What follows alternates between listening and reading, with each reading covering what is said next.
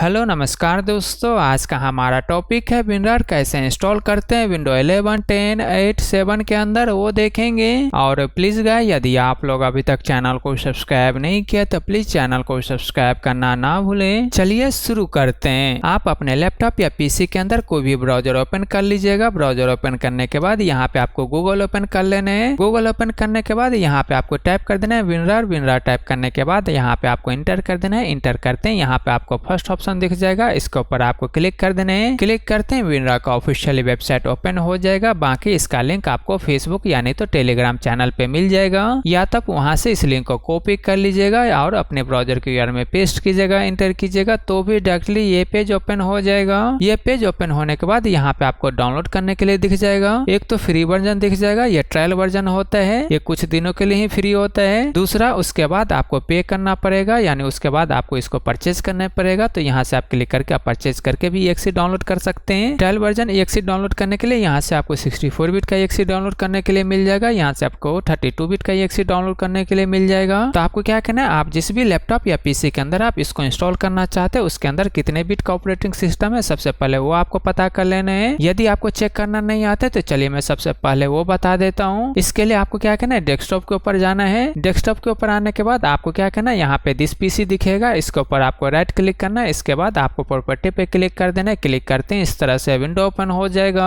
अब आपको यहाँ पे चेक कर लेना है सिस्टम टाइप के आगे क्या लिखा हुआ है। यदि आपके केस में यहाँ पे 32 बिट लिखा होगा तो आपको क्या करना है, 32 बिट का EXE डाउनलोड करके इंस्टॉल करना है। यदि आपके केस में यहाँ पे 64 बिट लिखा होगा तो आपको क्या करना है, 64 बिट का EXE डाउनलोड करके इंस्टॉल करना है। वैसे आप 64 बिट का ऑपरेटिंग सिस्टम में 32 बिट या 64 बिट दोनों में से कोई सा भी आप इंस्टॉल कर सकते हैं, लेकिन मैं आपको सजेस्ट करूंगा हमेशा 64 बिट का ऑपरेटिंग सिस्टम में 64 बिट का ही एप्लीकेशन आपको डाउनलोड करके इंस्टॉल करना चाहिए। मेरे केस में यहाँ पे 64 बिट है, इसीलिए मैं आपको 64 बिट का EXE डाउनलोड करके इंस्टॉल करके दिखाऊंगा। सेम तरीके से आप 32 बिट का EXE डाउनलोड करके इंस्टॉल कर लीजिएगा। चलिए अभी आपको क्या करना है, इस विंडो को यहाँ से क्लोज कर देना है। क्लोज करने के बाद आपको क्या करना है, फिर से वेबसाइट के ऊपर आना है। यहाँ आने के बाद आपको क्या करना है, यदि आपके केस में 32 बिट है तो आपको क्या करना है, यहाँ पे क्लिक करके 32 बिट का EXE डाउनलोड कर लेना है। यदि आपके केस में 64 बिट है तो आपको क्या करना है, यहाँ पे क्लिक करके 64 बिट का EXE डाउनलोड कर लेना है। क्लिक करते हैं इस तरह से विंडो ओपन हो जाएगा। अब आपको क्या करना है, यहाँ पे कंटिन्यू टू डाउनलोड दिख रहा है, इसके ऊपर आपको क्लिक कर देना है। क्लिक करते हैं इस तरह से विंडो ओपन हो जाएगा